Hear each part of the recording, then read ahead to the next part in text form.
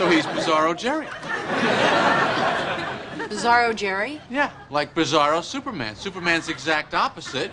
Welcome to WatchMojo, and today we're counting down our picks for the top 10 small details you never noticed in Seinfeld. Look at this place! It's huge! It is just as you prophesized! The planet of our solar system incinerating! Like flaming globes, Sigmund! Like flaming globes! What's his name? Joel? Joel what? Rifkin. Rifkin? For this list, we're looking at little touches in this sitcom that seem like nothing on the surface, but there's something fascinating and funny underneath. Did you catch any small details in Seinfeld? Let us know in the comments. Number 10, OJ, a name that will never be infamous. Like the rest of the country at the time, the Seinfeld writers were obsessed with the O.J. Simpson trial. Jackie Childs is actually a direct parody of Johnny Cochran. I've been practicing law for 25 years. You listening to a caddy? This is a public humiliation. You can't let the defendant have control of the key piece of evidence. Plus, she's trying it on over a leotard. Of course a bra's not going to fit on over a leotard. A bra's got to fit right up against a person's skin. Like a glove! Even before the Simpson murder case, Seinfeld unintentionally foreshadowed the famed athlete's fall from grace. The whole city is talking about this monster, Joel Rifkin, and I am dating a Joel Rifkin. But you like your Joel Rifkin. Yeah, I just wish he had a different name. Ask him to change it. Elaine dates a man named Joel Rifkin. Since he shares the same name as a notorious serial killer, Elaine suggests several alternatives while reading from a magazine, including OJ. OJ! OJ Rifkin! Oh, you don't even use a name, it's just initials. Oh, please, please, please change your name to OJ. Please, it would be so great. Elaine, what is going on? If Joel did change his name to OJ, he probably would have changed it again almost 7 months later when Simpson was arrested. Ironically, not everyone knows who Joel Rifkin is nowadays. But O.J. Simpson remains a household name for all the wrong reasons. Joel Rifkin, report to the stadium office. Joel Rifkin, telephone. Who would be calling me here? He's not the murderer. Number 9, Bizarro Jerry statue. Jerry has made it no secret that he's a huge Superman fan. We're kinda surprised he didn't notice the resemblance between Becky Gelke and Supergirl, seeing as how they share actress Helen Slater in common, but whatever. You're, Superman's best friend, huh? No. His cousin. I've come here to search for the Omega Hedron. It's a power source vital to Argo City. Jerry's Superman statue is one of his apartment's most recognizable decorations. So, it only makes sense that Jerry's Bizarro counterpart would possess the opposite. Elaine develops a friendship with her kindly ex-boyfriend Kevin, who is deemed the Bizarro Jerry. He's like your exact opposite. So he's Bizarro Jerry. Bizarro Jerry? Yeah, like Bizarro Superman. Superman's exact opposite. Who lives in the backwards Bizarro world. Elaine comes to see what Jerry is talking about when she arrives at Kevin's Fortress of Solitude. It's a backwards version of Jerry's apartment, with a unicycle hanging on the wall instead of a bike, and most notably, a Bizarro Superman statue. Hi, team.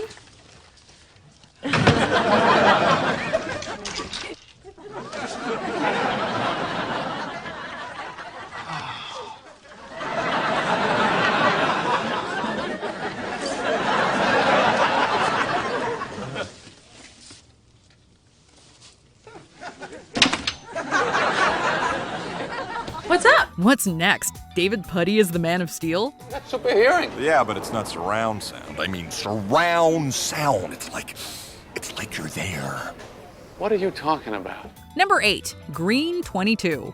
Unable to shut down an actual parking garage for this classic episode, the crew constructed a replica and dismantled the show's set in the process. Let's take the sets down and we'll build one. We had to dismantle the entire set. And they made a parking garage in our stage, and they put mirrors along every wall. Just to create the illusion of being in one of these structures. Using mirrors and camera tricks, they made the garage look bigger than it was. Michael Richards went the extra mile, insisting on carrying a box with a real air conditioner inside. Jerry, are you aware that adult diapers are a $600 million a year industry? Maybe I should just go anytime I get the urge, like you, wherever I am.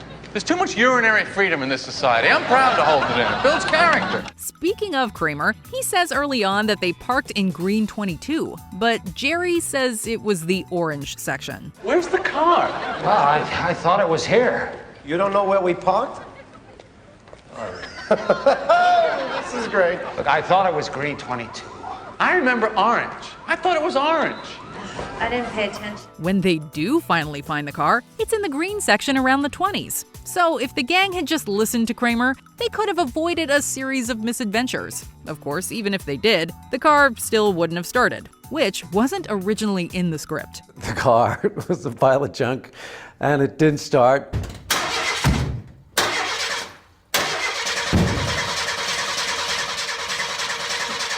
When that car didn't start, I knew instantly we had a blow. Number 7, Jerry's apartment number. If you are a Seinfeld superfan, you'll know that Jerry lives in apartment 5A. I'm on no sleep. No sleep. You don't know what it's like in there. All night long, things are creaking and cracking, and that red light is burning my brain.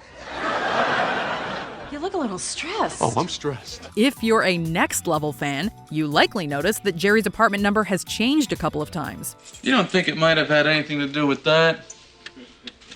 You don't like this? Looks like your belt is digesting a small animal. During the show's infancy, Jerry lives in apartment 411. In the season 2 episode The Phone Message, the number changes to 3A. One episode later, the apartment number appears as 5A for the first time, remaining that way for the rest of the series. They rehearse all the time? All the time. I've been up there 6 times. They refuse to stop. I can't live like this. I don't know what I'm gonna do. I'm heading for a breakdown. Can't you do something? I'm not going up. It stinks up there. What could this all mean? Well, season 4, episode 11 is The Contest, arguably the show's best episode. Jerry hangs out with 3 friends, and 5 is the number of episodes in the first season. So this all amounts to absolutely nothing, which we guess is fitting for this show. I'm out.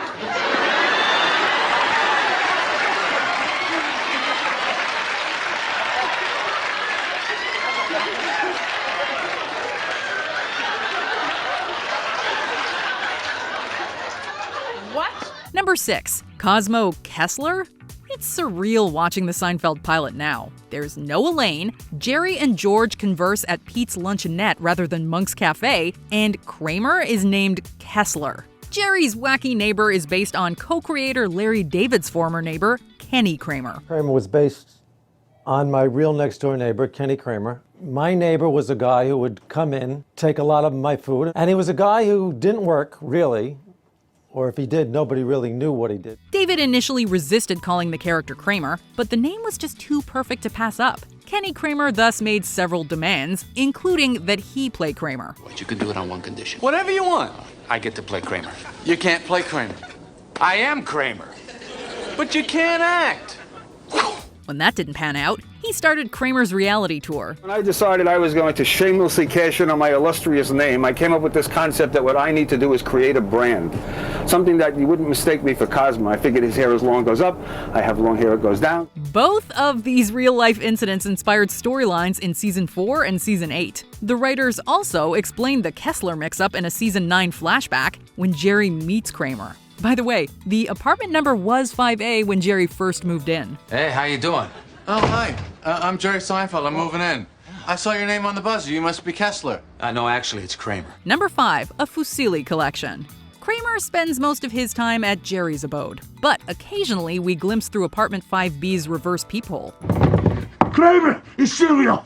Open up, I need to talk to you. I can see you through the reverse peephole.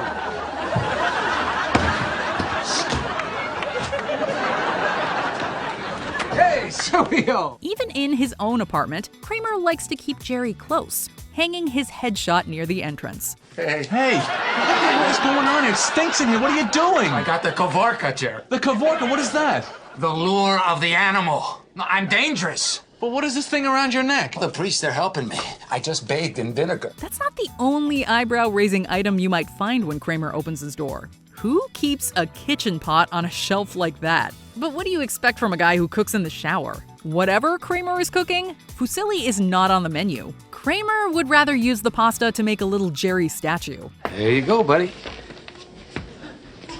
What is it? It's Fusilli Jerry.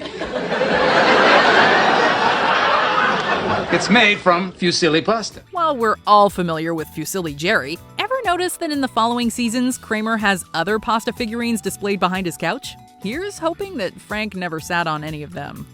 Number 4, the OG Frank Costanza. Most of us saw Seinfeld for the first time in reruns. I don't think you did such a good job of these. What? You're supposed to see your face in there. Do you see your face in there? If you caught season 4's The Handicap spot when it first aired, though, you might have noticed that Frank Costanza looked and sounded nothing like Jerry Stiller in his debut episode. 8 years I had that car. Not a scratch on it. 8 years. 2 crack. 3 dot.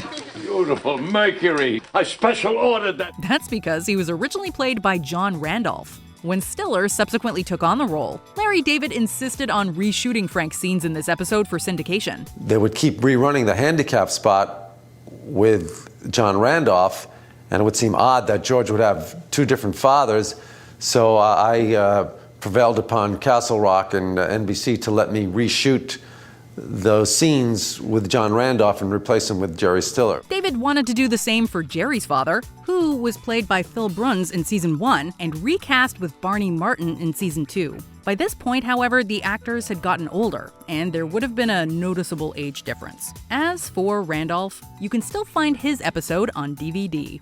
You're under arrest. Under arrest? What for? Reckless endangerment of public safety in violation of Traffic Code 342-A. What's that? Parking in a handicap spot.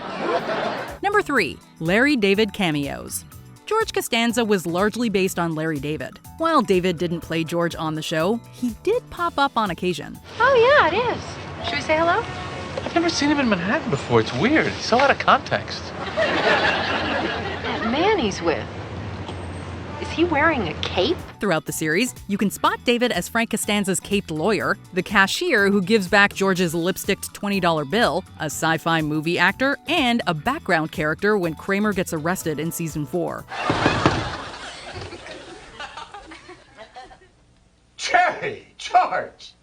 You're under arrest for first-degree murder. David also made several voiceover cameos, including a beachgoer who inquires about a marine biologist, an inmate who heckles Jerry in the finale, and George Steinbrenner. He even voiced Newman off-screen in his debut episode, which was re-recorded with Wayne Knight for syndication. Kramer! That's Newman. I'm on the road!